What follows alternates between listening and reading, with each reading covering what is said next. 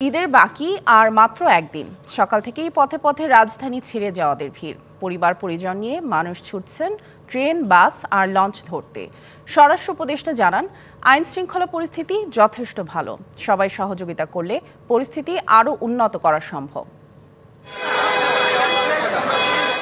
ঈদের 10 দিনের ছুটি শুরু হয়েছে বৃহস্পতিবার থেকে, তাই কাঙ্ক্ষিত গন্তব্যে যাওয়ার জন্য পথে পথে মানুষের ভিড়। বাস, রেল স্টেশনগুলো বাড়ি ফেরা মানুষে মুখর।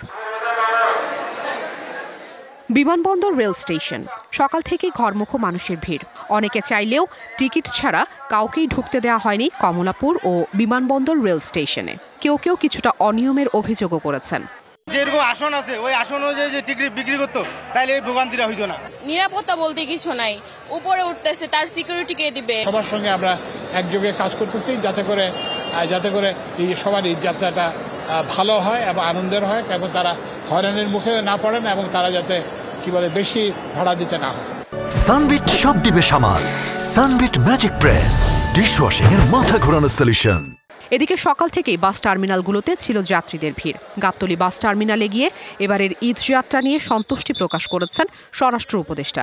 অনেক সময় আপনারা বলেন যে আইন শৃঙ্খলার পরিস্থিতি এইরকম, আপনারা যদি সবাই সহযোগিতা করেন তবে কিন্তু আইন শৃঙ্খলার পরিস্থিতিটা উন্নতি হয়। আমি আপনাদের আশ্বস্ত করতে পারি ওই কোনো ধরনের সমস্যা হবে না।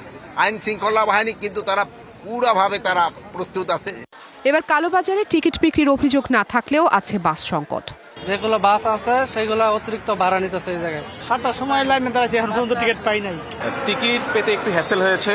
লাস্ট টাইম গতবাড়িতে যেভাবে ইজিলি পেয়েছিলাম এবার এরকম পাইনি।